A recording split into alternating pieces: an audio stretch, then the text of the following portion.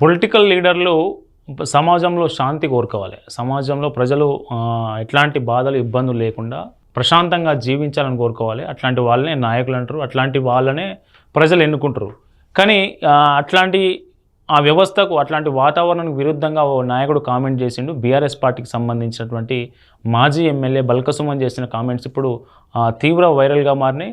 ఆయన ఏం మాట్లాడినంటే, నిన్న తెలంగాణ భవన్లో బీఆర్ఎస్ పార్టీ ఆఫీస్ ఏదైతే ఉందో తెలంగాణ భవన్లో తెలంగాణ బొగ్గుగని కార్మిక సంఘం, అంటే బీఆర్ఎస్కి అనుబంధంగా ఉన్నటువంటి సింగరేణి కార్మిక సంఘం ఏదైతే ఉందో బొగ్గుగని కార్మిక సంఘం స్టేట్ వర్కింగ్ కమిటీ సమావేశం జరిగింది తెలంగాణ భవన్లో.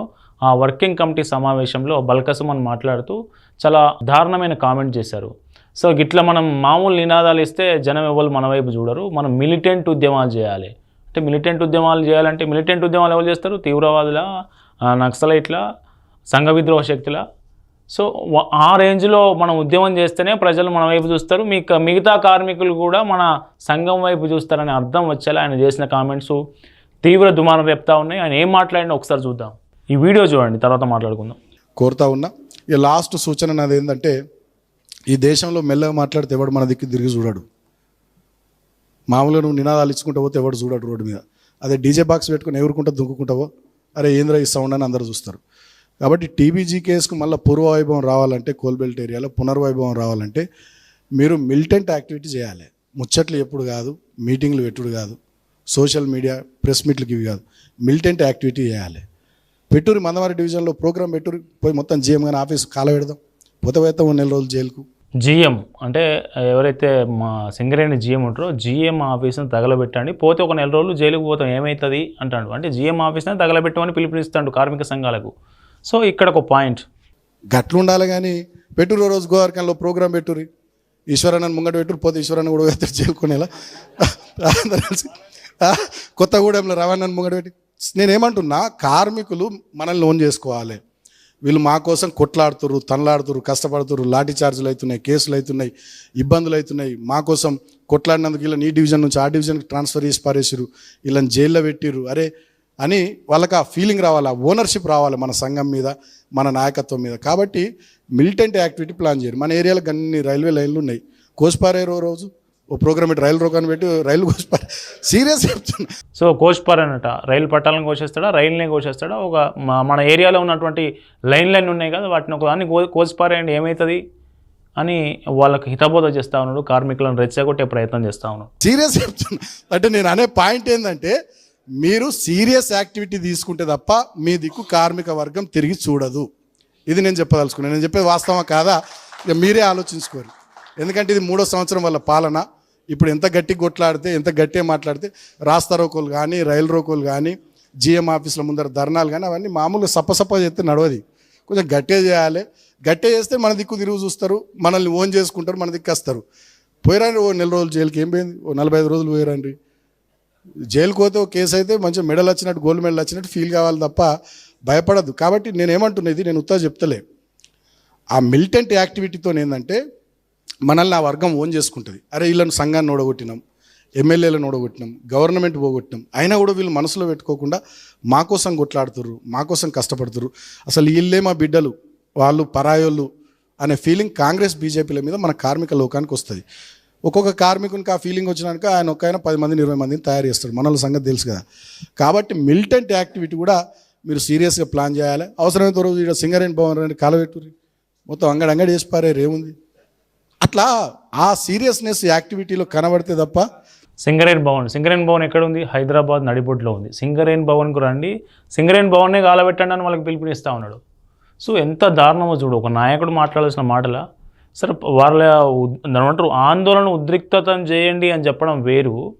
ఇక్కడ తీవ్రవాదులు, ఉగ్రవాదులకు శిక్షణ ఇచ్చే వాళ్ళు, వాళ్ళ కమాండెంట్ల ఆఫీసర్లు ఉంటారు కదా, ఆ రేంజ్లో వీళ్ళని ఉసుగొల్పుతూ ఉన్నాడు. అంటే హింస వైపు, ఉద్రిక్తత వైపు, అశాంతి వైపు ఎట్లా ఉసిగొల్పుతున్నాడు అనేది మనకు స్పష్టంగా కనిపిస్తూ ఉంది. ఇంకా అంతటితో ఆగకుండా చూడండి, అట్లా ఆ సీరియస్నెస్ యాక్టివిటీలో కనబడితే తప్ప కార్మికులు పూర్తి స్థాయిలో మన దిక్కు వచ్చేటటువంటి అవకాశం ఉండదు. వడ్ల కొనుగోలు గురించి కూడా మాట్లాడండి, ఏం మాట్లాడినా చూద్దాం. మనం చూస్తున్నాం, వడ్ల కొనుగోలు జరుగుతున్నాయి, రైతులు వస్తున్నారా రోడ్ల మీదకి. నిన్న మా భీమారంలో నేషనల్ హైవే దిగ్బంధించారు మా వాళ్ళు. 5గురే రైతులు వచ్చిర్రు, 60-70 మంది మనోళ్ళు. చూసారా ఇక్కడ రైతులు ఎవరైనా రోడ్ల మీదకి వస్తున్నారా? ఎవ్వరు రావట్లేదు, 5గురే వచ్చారు, మిగతా 50 మంది మా వాళ్ళే ఉన్నారు బీఆర్ఎస్ వాళ్ళు అంటాడు. అంటే రైతు జీవితం మొత్తం కష్ట నష్టాలకు, ప్రకృతి వైపరీత్యాలకు, వీటన్నిటిని ఎదుర్కోవాలి, మళ్ళీ రోడ్డు మీదకి రావాలి. అవసరం లేకుండా రైతులను రోడ్డు మీద పెట్టాలనా మీ ఉద్దేశం? బీఆర్ఎస్ పార్టీ ఏం చెప్పదలుచుకున్నది? రైతులకు ఏం చెప్పదలుచుకున్నది? రైతులు అవసరం లేకుండా మీరు రోడ్డు మీద రండి, ప్రభుత్వం మీద ఉత్తగా వ్యతిరేకత వ్యక్తం చేద్దామని?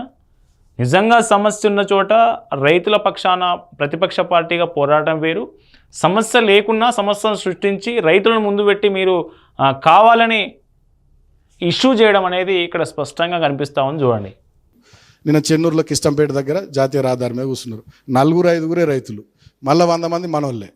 జాతీయ రహదారి దిగ్బంధనం చేస్తే 4-5 రైతులు ఉన్నారట, మొత్తం వీళ్ళే 100 మంది ఉన్నారట బీఆర్ఎస్ నాయకులు. సో రైతు ఉద్యమం, రైతు ఆందోళన లేకున్నా చేయడం అనేది ఇక్కడ తప్పు.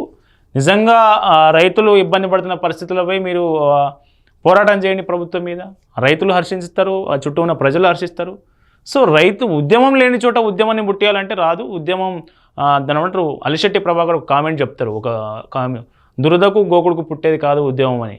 దానికి ఒక పెయిన్ ఉండాలి కదా, వాళ్ళకి ఇబ్బంది పడాలి. రైతు ఇబ్బంది పడుతున్న రైతుల దగ్గర పోయి మీరు పోరాటం చేయాలి. కానీ మీ పార్టీ ఎలివేషన్ కోసం, మీకోసం 4 రైతుల ముందు పెట్టుకొని పోరాటం చేస్తా అంటే అది ఇప్పుడు పోరాటం కాదు. బీఆర్ఎస్ పార్టీ ఇంకా ఇప్పటికే అన్ని ఎలక్షన్లో ఓడిపోతూ వస్తూ ఉన్నది.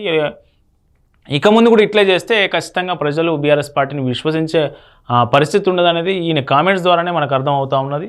అంటే రావాలంటే మనం వాళ్ళని ఇంకా అట్లనే కార్మిక వర్గం కూడా కదులుతలేరు. నేను ఇందాక చెప్పిన కదా వివేక్ ది ఎగ్జాంపుల్, అంత ధైర్యంగా ఏం పని చేయకుండా మైండ్ మీదకి పోతే ఎవడు మాట్లాడతలేడు. మళ్ళీ మన వాళ్ళు సంపద రావన్నా వీళ్ళే 4-5 కనబడుతున్నారు ఆ వీడియోలో ప్రశ్నిస్తూ తప్ప వస్తలేరు.